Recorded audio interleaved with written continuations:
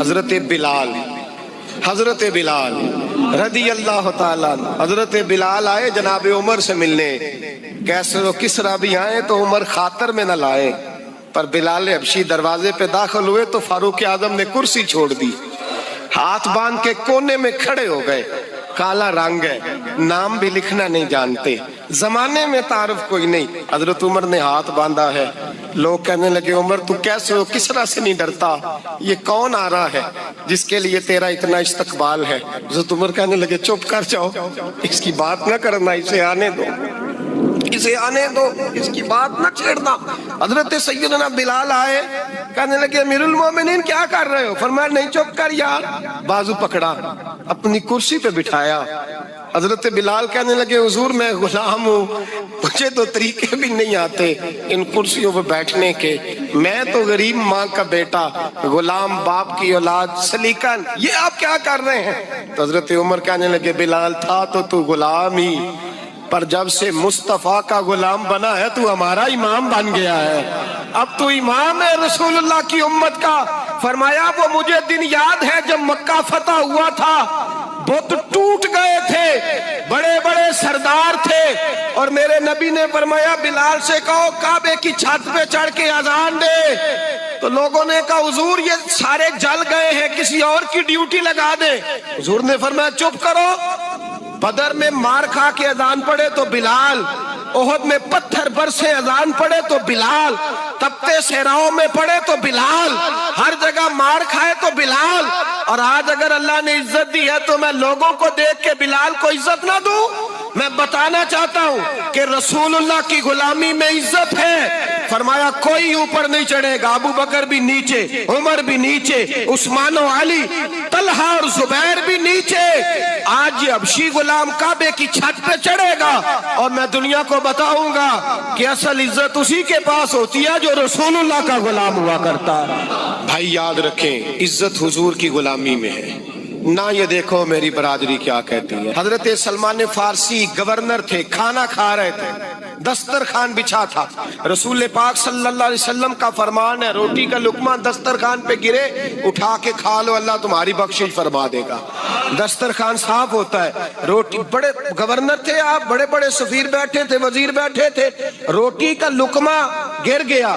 آج تو لوگ فیشن میں عزت ڈھونڈتے ہیں نا، وقار ڈھونڈتے ہیں کہ میں جدید دنیا کے ساتھ مل جاؤں، میں معاذ اللہ لڑکی لڑکے اکٹھے بٹھا کے منگنی کروں تو میں ماڈرن شمار ہو جاؤں گا، میں بڑے بڑے ڈھول بجاؤں تو ماڈرن بنوں گا، میں اگر مہندی پہ سارے تماشے کر ڈالوں تو میں ماڈرن ہوں۔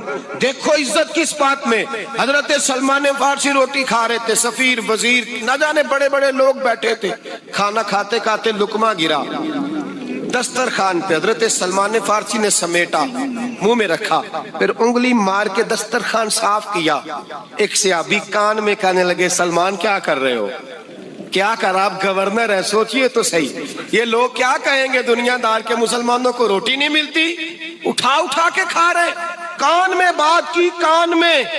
حضرت سلمان فارسی کان میں جواب دے سکتے تھے، کہہ سکتے تھے نہیں ایسے ہی کرنا ہے، انہوں نے کان میں بات کی، لیکن جناب سلمان فارسی اعلیٰ اعلان بولے، کہنے لگے ان 4 5 6 دنیا داروں کے لیے میں اپنے نبی کا طریقہ چھوڑ دوں، اپنے رسول کی سنت چھوڑ دوں؟ یہ 4 5 دنیا دار دنیا کی طرف دیکھ کے میں مصطفیٰ سے منہ موڑ لوں؟ پھر جوش جذبات میں سر سے پگڑی اتار دی، رونے لگے۔ آپ فرمانے لگے میں مدینے کے بازاروں میں کھجوریں اتارتا تھا، نوکریاں کرتا تھا، یہ جو میرے سر پر عزت کے بال ہیں یہ محمد عربی کے اگائے ہوئے ہیں، رسول اللہ کے اگائے ہوئے ہیں۔ امیر المومنین حضرت جناب سیدنا عمر فاروق رضی اللہ تعالیٰ عنہ رات گھر میں تھے تو رونے لگے، بڑی دیر تک روتے رہے۔ والدہ اٹھی تو صاحبزادے سے کہنے لگی پتہ کرو تمہارے باپ کو کیا مسئلہ ہے۔ شہزادے آئے، کہنے لگے امیر المومنین والد گرامی کیا ہوا؟ تو حضرت عمر فاروق کہنے لگے بیٹا اپنی اماں کو بلاؤ۔ والدہ آ گئی، کیا بات ہے، کچھ طبیعت خراب ہے تو حکیم کا بندوبست کیا جائے۔ تو حضرت عمر کہنے لگے کچھ بھی نہیں، آج مسجد سے نکلا ہوں تو نبی پاک کے صحابہ میری تعریفیں کر رہے تھے، یہ حضرت فاروق اعظم کے وصال کے قریب کے دن ہے. تعریف ایک تو حضرت یہ رونے کی بات ہے کہ خوش ہونے کی. آپ فرمانے لگے نہیں، سوچتا ہوں بار تو میں اچھا رہا ہوں، پتہ نہیں گھر میں ہی کوئی زیادتی نہ ہو گئی ہو، پتہ نہیں تمہارے ساتھ بھی میرے معاملات ٹھیک تھے کہ نہیں. صحابہ تو تعریف کرتے ہیں، رو رہا ہوں تمہاری وجہ سے نہ الجھ جاؤں، بیوی ہی نہ کہے میرا حق ہی ادا نہیں کیا. یہ لفظ کہتے کہتے پہاڑ ہے یہ شخص، کیسر و کسرا کانپتے ہیں. حضرت عمر رو پڑے، بی بی سے کہنے لگے مجھے اللہ کی رضا کے لیے معاف نہیں کر دیتی؟ میرے اوپر بوجھ تھا امت کا، میں ساری رات مدینے کی گلیوں میں پھرتا تھا، دن سارا مسجد میں گزرتا تھا، میں تجھے وقت نہیں دے پایا، معاف نہیں کر دیتی؟ تو زوجہ کہنے لگی نہیں عمر، میں نے بھی زندگی میں اپنا کوئی سکھ چین نہیں دیکھا، کوئی چاؤ پورا نہیں کیا، میں کیسے معاف کر دوں؟ میں نہیں معاف کرتی. حضرت عمر زمین پہ بیٹھ گئے، رونے لگے، کہنے لگے چل معاف کر دے. کہنے لگی ایک وعدہ کرو، قیامت کے دن رب کریم کی بارگاہ میں میری سفارش کرو گے؟ اللہ کی بارگاہ میں عرض کرو گے کہ اللہ اچھی تھی، مجھے کپڑے دھو کے دیتی تھی، روٹی پکا کے دیتی تھی، میری عزت کی محافظ تھی؟ جناب عمر کہنے لگے تیرے ساتھ وعدہ ہے، رب اپنے فضل سے عمر کو جنت دے گا تو عمر تجھے جنت میں ساتھ لے کر کے جائے گا. بخاری شریف میں حدیث ہے، قاضی ایاز مالکی رحمۃ اللہ علیہ نے بڑی تفصیل سے لکھی ہے. راوی حضرت انس بن مالک ہیں. ایک بندہ بڑی دور سے آیا نبی پاک صلی اللہ علیہ وسلم کی زیارت کے لیے، بڑی دور سے. عرب کے جو سردار ہوتے تھے ان کے بڑے ناز نخرے ہوتے تھے، وہ خیر آج بھی ہیں. پروٹوکول کا ماحول آج بھی، یعنی وزیر صاحب کے آگے دو چار گاڑیاں نہ ہوں تو ان کو مزہ ہی نہیں آتا. پولیس والے آگے پیچھے بھاگیں تو حالانکہ ان کو نہیں پتا کہ جو پولیس والے آگے پیچھے بھاگ رہے ہیں نا، یہ حکومت بدلی تو گرفتار کرنے بھی انہوں نے آنا ہے. لیکن وہ بڑا مزہ آتا ہے جب لوگ گاڑی کے پیچھے بھاگتے ہیں. کیا بات ہے جناب، بڑی بات. اور ہماری طبیعتوں میں پتہ نہیں کون سی. تو نبی پاک صلی اللہ علیہ وسلم کی خدمت میں وہ شخص بڑی دور سے آیا. تو عرب کے بادشاہوں کا مزاج تھا، پروٹوکول بڑا چاہتے تھے. ان کا تو یہ طریقہ تھا کہ حکمرانی کرنی ہے جیسے بھی ہو. اگر کسی غلام نے دھوپ میں بندھا رہ گیا، اونٹ اور چھاؤں میں نہیں باندھا تو درے مارتے تھے، اور اگر اس نے کھول کے باندھ دیا تو پھر بھی مارتے تھے. کہتے تھے اتنا سیانہ ہو گیا تو انہیں پوچھا ہی نہیں، خود بخود ہی باندھ دیا. وہ شخص حضور کی بارگاہ میں آیا اور بہت سارے لوگوں کے پاس کیونکہ وہ جاتا تھا اپنے سربراہ کا پیغام لے کے، تو وہ کانپ رہا ہے جب حضور کی بارگاہ میں گیا، ڈر رہا ہے. اب ذرا بات کو سمجھنا، نبی پاک صلی اللہ علیہ وسلم نے اس سے فرمایا کیوں ڈرتے ہو؟ سادہ آدمی ہے، دیہاتی ہے، بدو ہے. اللہ کے رسول نے تھپ کی دی، کیوں ڈرتے ہو؟ تو کہتا ہے حضور مجھے آداب نہیں آتے اور مجھے ڈر آتا ہے، کوئی بات اگر ایسی ہو گئی آپ مدینے کی حکومت کے سربراہ ہیں تو کہیں آپ ناراض نہ ہو جائیں. حضرت انس بن مالک فرماتے ہیں بات کہاں کی تھی، پہنچ کہاں گئی. جب اس نے یہ کہا نا کہ آپ تو حکومت کے سربراہ ہیں، کہیں کوئی غلطی نہ مجھ سے ہو جائے، تو نبی پاک کی آنکھوں میں آنسو آ گئے. حضور رونے لگے اور نبی پاک صلی اللہ علیہ وسلم فرمانے لگے نہ بھائی، تو کسی حکومت کے سربراہ کے پاس نہیں آیا، نہ تو اس بیٹے کے پاس آیا ہے جس کی ماں گوشت کے خشک ٹکڑے کھا کے بھی گزارا کر لے گی. میں تو ایک غریب ماں کا بیٹا ہوں.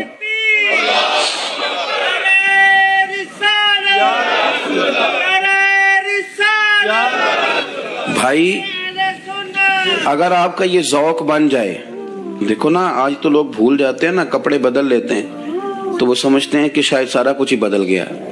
یعنی گاؤں سے آ کر پڑھنے والے بھول ہی گئے ہیں کہ کس کی ماں نے کتنا زیور بیچا. لوگ بھول جاتے ہیں چیزوں کو. اپنے ماضی کو یاد رکھیں. یار صفائی کرنے والا صفائی ٹائم پہ کرتا ہے نا، تم چراغ تو صحیح جلاتے ہو نا. مجھے بتاؤ آنے والوں، یہ تو بتاؤ شہر مدینہ کیسا ہے، اور سر ان کے قدموں میں رکھ کر جھک کر جینا کیسا ہے. دل آنکھیں اور روح تمہاری لگتی ہے سیراب مجھے، در پہ ان کے بیٹھ کر آبے زمزم پینا کیسا ہے. کہنے لگے عمر اس کونے کا کیا حال، اور پھر کہنے لگے وہ فلاں باغ میں حضور عصر کے بعد جایا کرتے تھے، اس کے پھلوں پھولوں کا کیا حال ہے. تو حضرت عمر کہتے ہیں بلال کی باتیں سن کے میں رویا. تو میں نے کہا بلال تجھے اتنا پیار ہے تو چھوڑ کیوں آیا ہے؟ تو کہنے لگے عمر میرا وجود شام میں رہتا ہے پر دل میرا مدینے میں ہی رہتا ہے. روح میری مدینے میں رہتی ہے، بس سجنا باج محمد بخشا، کی مرنا تے کی جینا، کہاں وہاں ہی رہتا ہوں۔ ایک دفعہ نا کوفے میں رہتے تھے حضرت علی، مولا علی نے ساری زندگی کسی سے سوال نہیں کیا، دینے والے تھے نا، سوال نہیں کیا۔ ایک بڑی خوبصورت قندیل ایک شخص لایا، خوبصورت لالٹین بنی ہوتی تھی وہ، اور اس میں تیل مٹی کا نہیں ڈالتے تھے، خوشبو والی کوئی چیز ڈالتے تھے تو وہ جلتی تھی۔ وہ لایا کوفے کی جامع مسجد میں، حضرت علی کوفے آ گئے، کہا حضور یہ جلا لے۔ جب وہ لایا نا قندیل تو حضرت علی نے زندگی، امام حسن کہتے ہیں میں نے عجیب زندگی بھر سوال نہیں کیا۔ اس سے کہنے لگے میں نے کبھی کسی سے کچھ مانگا نہیں، اس طرح کی ایک اور مل جائے گی؟ تو اس شخص ایسے جیسے وہ عرش پہ نہیں بیٹھ گیا کہ علی نے مجھے کہہ دیا ہے، کہنے لگا حضور مل جائے گی۔ فرمانے لگے لے جاؤ، کہتے ہیں وہ لے کے آیا۔ تو جب وہ لایا تو پہلے والی قندیل کو اتنا نہیں، اس قندیل کو سینے سے لگایا، اپنا امامے کا پلو لے کے حضرت علی نے پوچھا، پھر آنکھوں میں آنسو آئے۔ امام حسن کہنے لگے ابا جی میں سمجھ نہیں پا رہا، یہ آپ نے تو زندگی بھر بھوک کاٹی ہے، سوال نہیں کیا، تو یہ کیا ہے؟ کہنے لگے مجھے بڑی پسند آئی تھی، دل کرتا ہے ایک لے لوں اور میں حضور کی مسجد میں بھی بھیج دوں، میں مدینے میں بھی بھیج دوں، میرا دل کرتا ہے یہ مسجد نبی میں لگ جائے گی تو اس کی شان بڑھ جائے گی۔ تو فرماتے امام حسن کہ میں رو پڑا، میں نے کہا حضور مجھے سمجھ آ گئی ہے، رہتے آپ کوفے میں ہے پر دل آپ کا مدینے میں ہی بستا ہے، وجود یہاں ہے پر روح آپ کی رب جانے سونے محبوبہ، تیرے شہر دیاں کی لذتاں نے ایک رون جنہاں نے ویکھیا نہیں تے ایک رون دوبارہ جامل نہیں۔ میرے اعلیٰ حضرت فاضل بریلوی رحمت اللہ علیہ فرماتے ہیں حرم کی مدینے کے خطے خدا تجھ کو رکھے، مدینے کے خطے خدا تجھ کو رکھے، غریبوں فقیروں کے ٹھہرانے والے، یہاں غریب فقیر درویش مدینہ حسن ہے۔ توجہ ہے اب حضرات کی؟ میں 2010 میں گیا تھا، اماں جی جب میں جانے لگا تب بھی میں روتا ہی گیا، واپس آیا تو میں اپنی والدہ سے میں نے کہا کہ اماں یہ کہیں خامی ایمان ہی نہ ہو، میں مدینے سے پلٹ آیا، میں بڑا تڑپا، میں نے کہا اماں جی وہ جانے کی جگہ تو ہے پر دوبارہ آنے کی جگہ نہیں، وہاں سے دوبارہ آنا نہیں چاہیے، وہاں سے سب سے مشکل مرحلہ مدینے سے لوٹنا ہے، آنا نہیں چاہیے۔ تو میری اماں مجھے کہنے لگی اللہ تجھے بار بار بلائے گا، دعا کرنی چاہیے، رونا نہیں چاہیے، بزرگوں کا درویشوں والا جو انداز تھا۔ اور پھر میں دوسری دفعہ عمرے پہ گیا تو ایک شعر تھا مظفر وارسی کا، تو میں وہ پڑھ رہا تھا، میں نے کہا کہ دوبارہ آنے کی آرزو ہے، کہ خود کو پانے کی آرزو ہے، جو حج پہ احرام باندھتے ہیں اب وہ باندھ کے آنے کی آرزو ہے۔ تو میں نے تو ایک حج مانگا تھا، اللہ نے 2 عطا فرما دی۔ یہ مصطفیٰ کے مدینے کی شان ہے، یہ رسول اللہ کے شہر کی شان ہے۔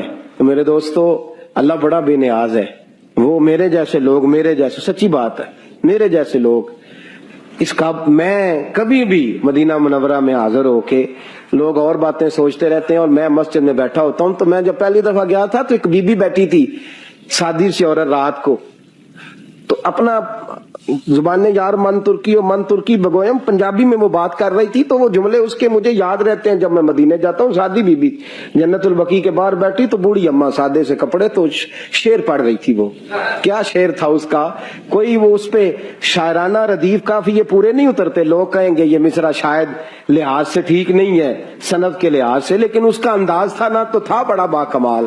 وہ وہاں بیٹھی پتہ کیا کہہ رہی ہے، ویکھو نہیں ویکھو کڈے کرم کمائے سوں، لوگ کہیں گے ردیف کافی کے لحاظ سے شاید ٹھیک نہیں، لیکن اس کی فکر کتنی ٹھیک ہے، سوچ کتنی ٹھیک ہے۔ کہتی ویکھو نہیں ویکھو کڈے کرم کمائے سوں، میرے جے گندے مندے در تے بلائے سوں۔ سید عالم صلی اللہ علیہ وسلم کے وصال ظاہری کے ایام قریب آئے تو حضور نے سرخ پٹی باندھی، تیز بخار ہے نبی کریم کو، 2 صحابہ سہارا دے کے مسجد میں لائے، نبی پاک علیہ السلام کو بظاہر سہارا دے کے لایا گیا۔ کریم رسول نے لوگوں کو جمع کیا، حضور آج کیا ہونے والا ہے، آج کیا کہا جائے گا، آج کس لیے میٹنگ بلائی ہے؟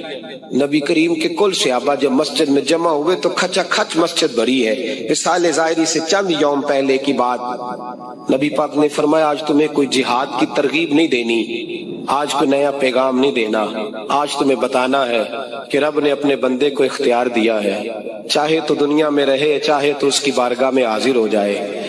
اس عبد نے بارگاہ ربوبیت کی طرف لوٹنے کا ارادہ کر لیا ہے. حضرت صدیق اکبر رونے لگے تو صحابہ نے کہا تمہیں کیا ہوا؟ کہنے لگے سمجھ نہیں رہے, کسی کی بات نہیں کر رہے, نبی پاک تو اپنی بات فرما رہے ہیں, اس نے جانے کا ارادہ کر لیا. سنیے میرے بھائی, محبوب پاک نے فرمایا بھائی کسی شخص کو میری طرف سے کوئی تکلیف پہنچی ہو تو بدلہ لے سکتا ہے, بدلہ لے سکتا ہے, کسی کو تکلیف پہنچی ہو. صحابہ پھوٹ کے رونے لگے. محبوبہ کرم ہی کرم ہوا ہے, رحمت ہی رحمت آئی. آپ کے بارے میں گمان کرنے والا بھی دائرہ ایمان سے نکل جائے گا. حضور آپ کیا فرما رہے ہیں؟ فرمایا نہیں بھائی اٹھو. پیچھے سے جناب عکاشہ بن محسن اٹھے, ہاتھ کانپتے ہیں, آگے بڑھے, کہنے لگے یا رسول اللہ ایک جنگ کے موقع پر آپ نے درہ مارا تھا, ننگی پیٹھ پر صفیں سیدھی کراتے, بات دل میں رہ گئی ہے, میں نے بدلہ لینا ہے. نبی کریم نے فرمایا بلال دوڑ کے جاؤ, فاطمہ کے گھر درہ پڑا ہے, درہ لاؤ. سیدنا بلال حبشی کہتے میں گیا, دستک دی سیدہ طیبہ طاہرہ. حضرت فاطمہ فرمانے لگی بلال کیسے آئے ہو؟ اماں جی وہ درہ چاہیے تھا. سیدہ کو تشویش ہوئی, کہنے لگے بلال نہ تو جنگ پہ جانا ہے, نہ جہاد ہے, نہ کوئی ایسا موقع ہے, حضور کی تو طبیعت مبارک بظاہر بڑی علیل ہے, درہ کیا کریں گے؟ حضرت بلال عرض کرنے لگے اماں جی ایک صحابی بدلہ لینے لگے ہیں. صاحب طبقات نے جملے لکھے ہیں, کہتے ہیں بی بی صاحبہ نے درہ بھی دیا اور امام حسن حسین کو بھی باہر نکالا. فرمانے لگی عکاشہ سے کہنا 100 درے مارے. ان دو شہزادوں کے جسم پر نبی پاک کے قریب نہ جائے, میں نے 2 بچے پیدا ہی اپنے محبوب پر قربان کرنے کے لیے کیے, ان کو لے جائے. حضرت بلال کہتے میں 2 شہزادے لے کے آیا, اور جب دروازے میں میں لے کے پہنچا تو نبی پاک نے دیکھا تو آنکھوں میں آنسو آ گئے. فرمایا ان کو بٹھا دو, مجھے پتا ہے فاطمہ نے کیا کہہ کے بھیجا ہے. حضرت سیدنا بلال فرماتے ہیں درہ میں نے جناب عکاشہ کو دیا. حضرت عکاشہ درہ لے کے آگے جو بڑھے تو حضرت ابو بکر صدیق نے ان کے پیروں پہ ہاتھ رکھا. فرمایا عکاشہ میری طرف آ یار, مجھے مار درے, نبی پاک کے قریب نہ جا. مصطفیٰ کریم نے فرمایا ابو بکر تو ہٹ جا, اسے آنے دے. فرماتے ہیں میں چند قدم آگے گیا تو مولا علی شیر خدا نے میرے پیر پہ ہاتھ رکھا. کہنے لگے عکاشہ سوچ تو صحیح تو کیا کر رہا ہے؟ حضور نے فرمایا علی ہٹ جاؤ, میرا اور ان کا معاملہ ہے. جناب عکاشہ آگے بڑھ رہے. نبی کریم نے فرمایا میں اپنی امت کو درس دینا چاہتا ہوں, خبردار زندگی میں تمہارے ہاتھ سے زبان سے کسی کو تکلیف نہ پہنچنے پائے. خبردار یاد رکھنا وہ معاشرے بگڑ جاتے ہیں, وہ معاشرے تباہ کر دیے جاتے ہیں جہاں ظلم ہوتا ہے, جہاں زیادتی ہوتی ہے, جہاں لوگوں کو ستایا جاتا ہے.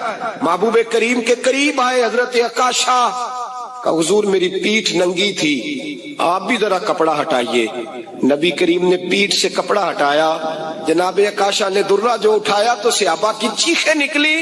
حضرت عکاشہ نے درہ دور پھینکا, حضور کے بطن اطہر سے لپٹ گئے, چومنے لگے, کہنے لگے حضور وہ تو صفیں سیدھی کراتے لگ گیا تھا, آپ نے کہاں مارا تھا؟ یا رسول اللہ میں تو بہانہ بنا رہا تھا کہ جاتی دفعہ مجھے وجود چومنے کا موقع نصیب ہو جائے, مجھے یہ موقع نصیب ہو جائے. میرے حبیب نے فرمایا جس نے جنتی دیکھنا ہو میرے عکاشہ کی زیارت کر لے.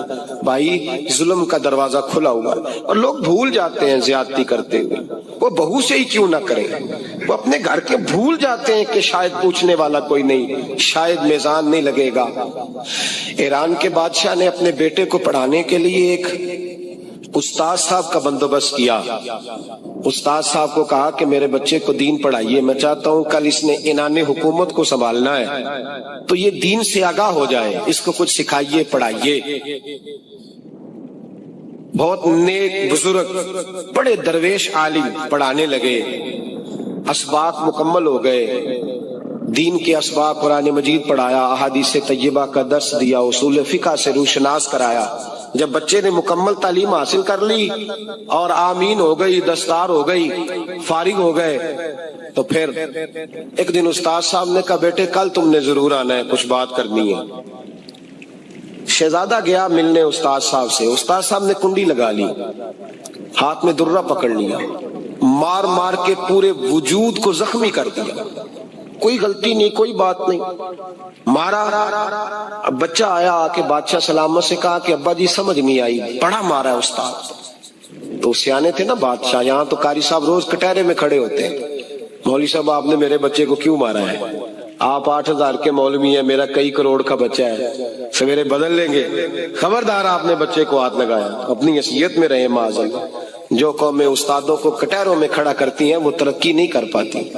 جو استادوں کو کٹہروں میں روز کھڑا کرتے, کہا ابا جی بڑا مارا, تو والد بڑے سمجھدار تھے, کہنے لگے بیٹا استاد باپ ہوتا ہے, وہ زیادتی نہیں کرتا. کوئی بات ہوگی میں تیرے استاد کو کٹہرے میں نہیں بلاؤں گا. اماں سے بات کی, اماں کہنے لگی بیٹا میں تیرے باپ سے کیسے بات کروں, ڈر آتا. وقت گزر گیا, 22 سال بیت گئے, 22 سال گزر گئے. بادشاہ کا انتقال ہوا, شہزادہ تخت پہ بیٹھا. پہلا حکم یہ دیا کہ میرے استاد کو بلاؤ. پہلا حکم. استاد جی بوڑھے ہو گئے تھے, چھڑی کے اوپر ٹیک لگا کے آئے اور بھویں سفید ہو کے جھک گئی تھیں. یوں آنکھ کھول کے بڑی مشکل سے دیکھا, کہنے لگے شہزادے حکم ہو. کم میں شہزادہ نہیں, اب میں بادشاہ بن گیا ہوں. استاد جی 22 سال بیت گئے, آپ نے مارا تھا, پر وہ درد چونکہ زیادتی کی تھی, میرا قصور کوئی نہیں تھا, تو نہ میری روح سے درد گیا ہے نہ میرے جسم سے گیا ہے. میں بے اختیار تھا, پوچھ نہیں سکتا تھا, آج با اختیار ہوا ہوں. سب سے پہلے پہلا حکم آپ کو دیا, بلایا ہے, بتائے کیوں مارا تھا, کیوں مجھے مارا تھا, میری زیادتی بتائے. تو استاد, بوڑھے استاد کی آنکھیں آنسوں سے بھر گئیں. کہنے لگے بیٹے بس آج کے دن کے لیے مارا تھا, یہ جو دن آ گیا نا میری زندگی میں اس لیے مارا تھا. یہ میں چاہتا تھا میری زندگی میں وقت ہے, آج کے بس میری مراد پوری ہو گئی. کہ صاحب کس لیے, مجھے بھی سمجھائے. آپ فرمانے لگے کتنی دیر ہو گئی تجھے مار کھائے ہوئے, کتنا زمانہ بیت گیا. کہنے لگا 22 سال. فرمایا زخم بھولے تو نہیں, درد ختم تو نہیں ہوئی, تمہیں بات 1 منٹ کے لیے بھی تمہارے حافظے سے محو تو نہیں ہوئی. کہ استاد جی روز رات کو یاد آتی, روز خیال آتا تھا. استاد کہنے لگے بھائی تو بے اختیار تھا, پوچھ نہیں سکا, 22 سال تجھے یاد رہا. مجھے پتا تھا تو ایک دن حکمران بنے گا, میں نے تجھے اس لیے مارا تھا کہ بیٹے یاد رکھنا, کسی پہ ظلم نہ کرنا. اگر تجھے 22 سال تک یاد رہا ہے تو جس پر تو ظلم کرے گا اسے بھی قیامت تک یاد رہے گا. اور یہ یاد رکھنا, تو آج با اختیار ہوا تو تو نے مجھے بلا لیا ہے, قیامت کے دن غریب با اختیار ہو جائیں گے, مظلوم با اختیار ہو جائیں گے. وہ با اختیار ہوں گے للہ الواحد القہار, رب کریم کی بارگاہ کے اندر ان کا اختیار ہوگا, اکیلے اللہ کی حکمرانی ہوگی. پھر وہ بلائیں گے بڑے بڑے کج کلا, دنیا میں جن کی پگڑیاں اونچی تھی وہ سر جھکائے کھڑے ہوں گے. دنیا میں جو ڈکٹیٹر بنتے تھے ان کی پشتیں لال ہوں گی, ان کو غدار لکھا جائے گا, قیامت تک نہیں بھولے گا. ظلم کرنا تو سوچ سمجھ کے کرنا, اتنا کرنا جتنا تم سہ سکتے ہو, اتنی زیادتی کرنا جتنی قیامت میں تم برداشت کر سکتے ہو. میرے نبی کریم صلی اللہ علیہ وسلم نے فرمایا ظلم سے بچو, یہ قیامت کے اندھیروں میں سے ایک اندھیرا ہوگا. زندگی میں زیادتی نہ کریں. اگر تھوڑی دیر کے لیے کوئی چیز برداشت کر جائیں گے تو وہ فائدہ دے جائے گی, کچھ دیر کے لیے اگر سہ جائیں گے تو نفع مل جائے گا. سہنے کی کوشش کریں لیکن زیادتی نہ کریں. نظر کو, سوچ کو, ذہن کو پاک رکھیں. اور میرے بھائی زندگی پوری ظلم سے بچیں, زیادتی سے بچیں. آپ لوگوں کے ساتھ پیار کریں, آپ لوگوں کو موقع دیں, آپ تھوڑی سی اور کوشش کریں اس شخص تک جانے کی جو آپ کو مایوس نظر آ رہا ہے, پریشان نظر آ رہا ہے.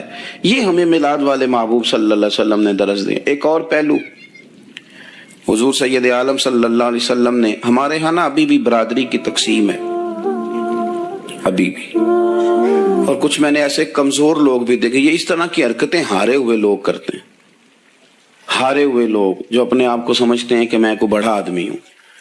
بڑا آدمی تو اپنے اخلاق سے ہوتا ہے, اپنے کردار سے ہوتا ہے, اپنی سخاوت سے ہوتا ہے, لوگوں سے پیار کرنے سے ہوتا ہے. باقی یہ کہ بیٹھ کے کہانی سنانا کہ میں بڑا کچھ کرتا ہوں, تو جو کچھ کرتا ہوتا ہے اسے سنانے کی کوئی ضرورت ہے. ایک اور بہت سارے لوگ آپ تعزیت کرنے جائیں نا والد کے انتقال کے بعد, تو ان بیچاروں کو بتانا پڑتا ہے کہ ابا جی میرے بغیر دوائی نہیں کھاتے تھے. تو میں کہتا ہوں اگر تیرے بغیر نہیں کھاتے تھے پھر بتانے کی ضرورت نہیں, پھر تو سارے گاؤں کو پتا ہوگا کہ تیرے بغیر نہیں کھاتے تھے. اور اگر کوئی دال میں کالا ہے تو پھر تیری وضاحت کوئی بندہ قبول نہیں کرے گا. تو آپ کو بتانا کیوں پڑ رہا ہے, اور آپ بار بار اس بات کا ذکر کیوں کر رہے ہیں کہ ہم بہت بڑے قبیلے کے ہیں؟ صاحب اگر آپ بڑے قبیلے کے ہیں تو پتا ہوگا سارے علاقے کو آپ کتنا لوگوں کا خیال کرتے ہیں, آپ کس قدر محبت کرتے ہیں, آپ کا انداز करीमाना किस तरह, फिर आपको बताने की कोई जरूरत नहीं होती, फिर खुद बखुद खबर होती। हजरत सैयदना अबू ज़र गिफारी रदी अल्लाह ताला अन्हु, कबीला बनु गफ्फार एक बड़ी शाख थी कबीलों में से, जो लोग उस जमाने में मालदार कबीलों से ताल्लुक रखते थे, उनमें से एक बड़ा नाम था। सारी जिंदगी चौधराहट की, लेकिन मिलाद एक इनकलाब का नाम है। मैं मिलाद मनाने वाले दोस्तों से गुजारिश करता हूं कि आप हर साल मिलाद मनाएं और हर साल मिलाद के बाद आप थोड़े बदल भी जाएं, यानी थोड़े से बदल जाएं। कुछ लोग कहें यार ये दाढ़ी मैंने ना 12 रबीउल अव्वल वाले दिन रखी थी, ये मेरी मिलाद वाली दाढ़ी है। सुभान अल्लाह। और दाढ़ी रखें भी नबी पाक की मर्जी की। सुभान अल्लाह। किसकी मर्जी की? नबी पाक। ना नाराज हो जाए जो मैं टूर चला, बस किस मर्जी की जी? अपनी मर्जी के नहीं। दाढ़ी का वजन को नहीं होता कि पूरी मुट्ठी रखेंगे तो आपको कोई दिक्कत होगी, कोई वजन नहीं। पूरी रखें, जो हुजूर का तरीका है मुबारक है, जो हमें मिलता है उस पर आप तवज्जो फरमाएं। तो मैं जो बात अर्ज करने जा रहा हूं वो मिलाद इनकलाब है।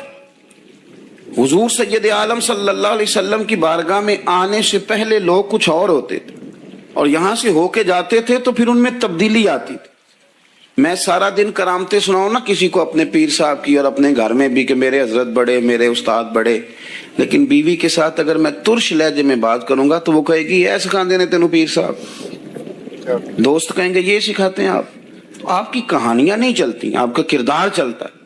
हजरत अबू ज़र गिफारी रदी अल्लाह ताला अन्हु फरमाते हैं, चूंकि मैं चौधरी था, सैयदना बिलाल हबशी रदी अल्लाह ताला अन्हु के पास में बैठा था। किसी बात में बात आगे बढ़ी और बढ़ते बढ़ते बात शकरंजी तक चली गई। राय के इख्तलाफ ने बातों में तलखी पैदा कर दी और जब थोड़े लफ्ज और तेज हुए तो मैंने उन्हें कह दिया चुप कर, तू तो अबशन का बेटा है। किसके बेटे थे हजरत बिलाल? कहते हैं जब उन्होंने मुझे कहा मेरा दिल बड़ा टूटा, लेकिन मैंने इरादा किया कि मैंने हुजूर की बारगाह में नहीं अर्ज करनी। अब हर बात की हम हुजूर की बारगाह में शिकायत करें, लेकिन मैं जाके मस्जिद में बैठा और जब सरकार आए ना, इरादा नहीं था कि अर्ज करूंगा, लेकिन हुजूर का चेहरा देखा तो दुख मेरा खुद ही ताजा हो गया। रोने का भी तो तब ही मजा आता है ना कोई अपना मिले तो। फरमाते हैं कि मेरे आंसू ना बगैर इख्तियार के छलक पड़े और मैं खुल के रोए, खुल के। कुर्बान जाऊं महबूब के भी हुजूर ने पास नहीं बुलाया, बल्कि नबी पाक उठ के खुद मेरे पास आए और मुझे कंधों से पकड़ के सीने से लगाया। और जब मैं खुल के रो लिया तो हुजूर मेरे आंसू पूछने लगे।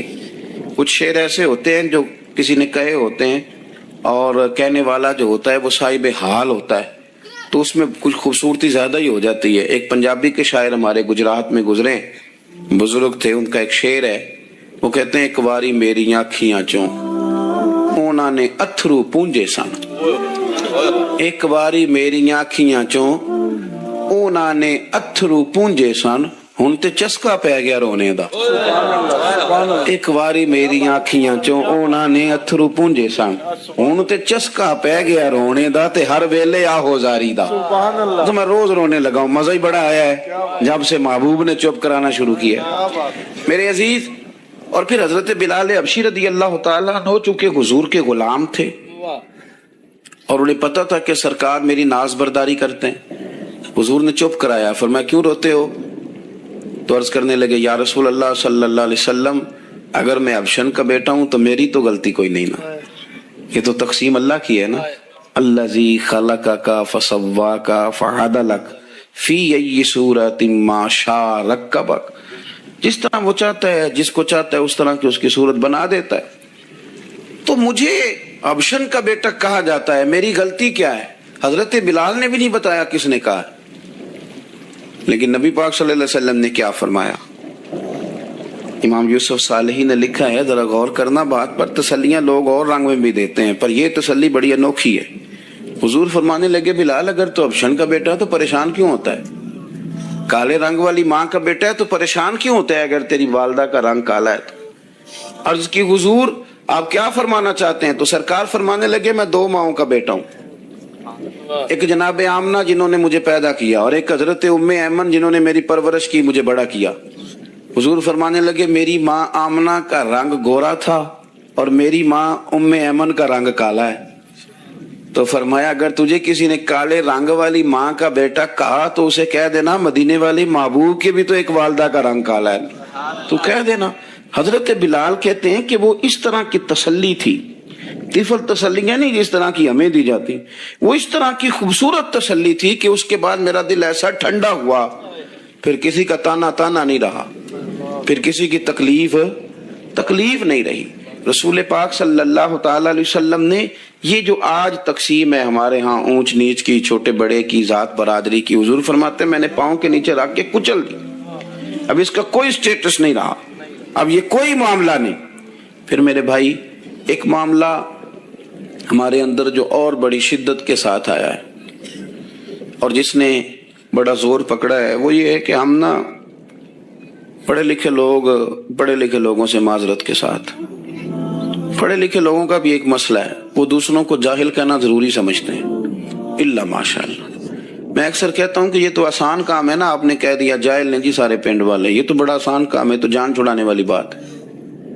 ان پڑھ ہیں جی اس قوم دا کچھ نہیں بن سکتا، بھی تو آسان کام ہے، جان چھوٹ گئی۔ میں بھی کھڑا ہوتا ہوں نماز جنازہ کی امامت کرنے کے لیے، کبھی تو کہہ دیتا ہوں کہ جناب آج لوگوں کو نماز جنازہ کی دعا نہیں آتی، تو سوچتا ہوں کہ اگر کسی نے کھڑا کر کے پوچھ لیا کہ آپ نے کتنے لوگوں کو یاد کرائی ہے، ہم نے کبھی کہا کہ آؤ بیٹھو یاد کراؤں، تو اس کا جواب کیا ہے؟ تنقید کرنا آسان کام ہے اور تعمیر کرنا یہ مشکل مرحلہ ہے۔ عزیز دوست، ہمارے ہاں نا ان پڑھ بندے کے ساتھ اور اس بندے کے ساتھ جس کی سوچیں محدود ہیں، ہمارا رویہ اتنا تلخ ہوتا ہے۔ بھائی مزہ تو تب آتا ہے نا جب آپ کو کچھ لوگ کہتے ہیں میں اچھے کے ساتھ اچھا ہوں، تو اچھے کے ساتھ تو ساری دنیا اچھی ہوتی ہے، آپ نے اس میں کیا کمال کیا؟ ترجیح آخرت کو، اللہ کی ذات کو۔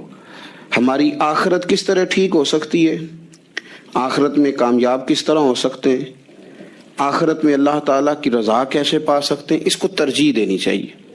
نبی پاک صلی اللہ تعالیٰ علیہ وسلم کے بہت سارے صحابہ بڑی شانوں والے، ایک صحابی کا ہم آج ذکر کرنے جا رہے ہیں جن کا نام ہے حضرت ابو ذر غفاری رضی اللہ تعالیٰ۔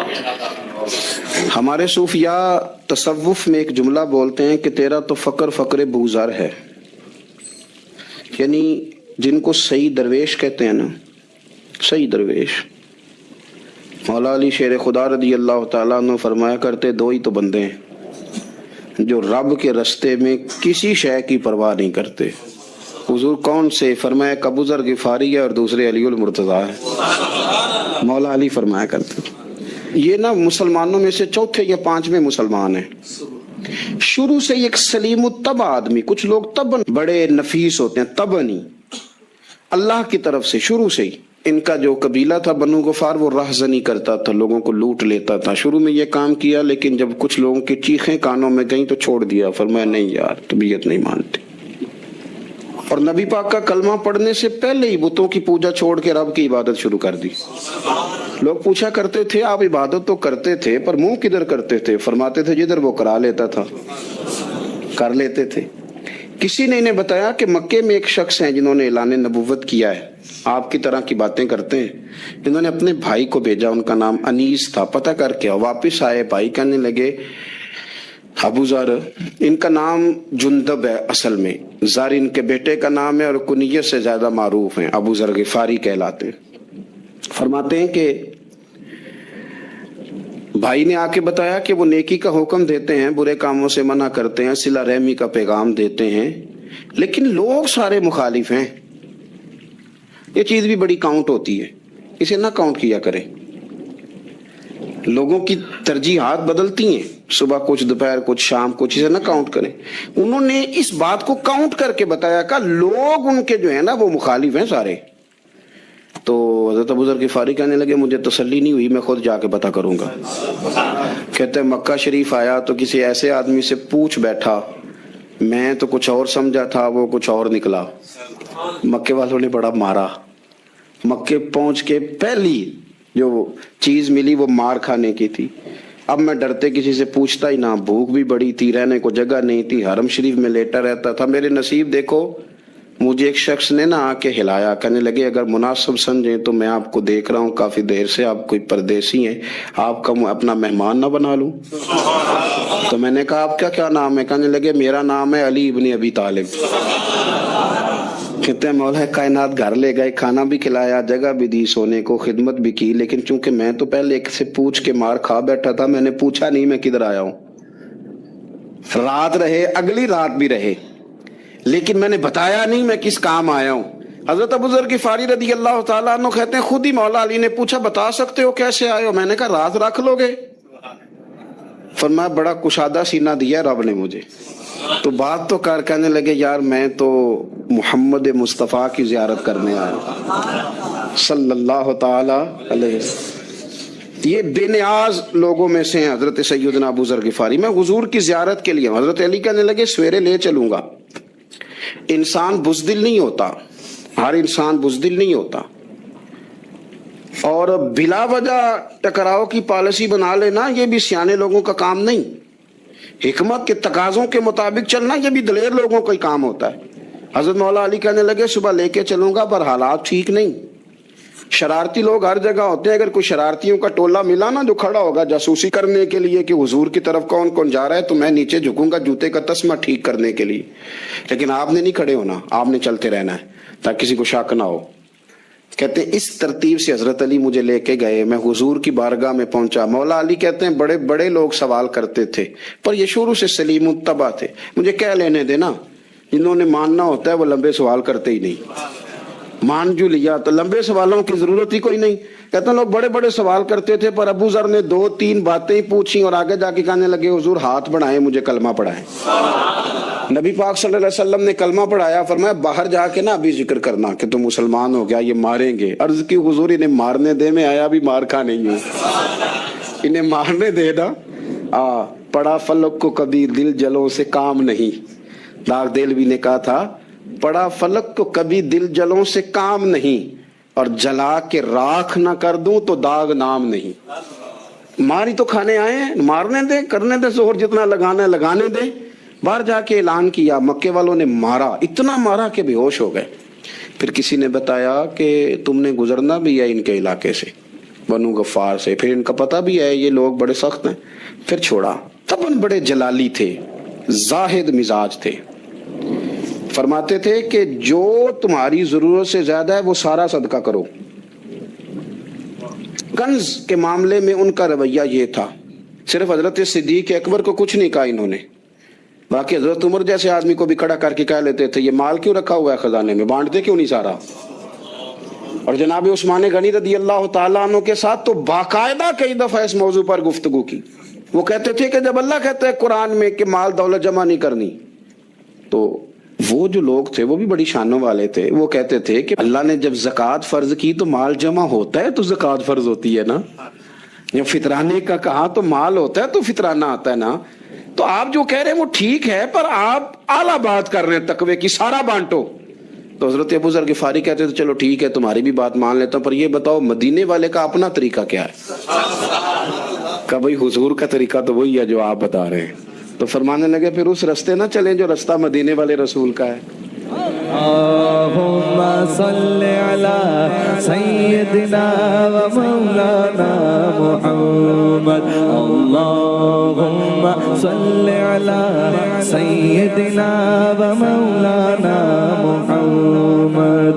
اللہ کے شیر حیدر کرار پر درود، اللہ کے شیر حیدر کرار پر درود، اللہ کے شیر حیدر کرار پر درود، حضرت حسن حسین کے کردار پر درود، اللہم صل علی سیدنا و مولانا محمد وعلی سیدنا علی و سیدتنا فاطمہ و سیدتنا زینب و سیدنا حسن و سیدنا حسین وعلی آلہ وصحبه وبارك وسلم.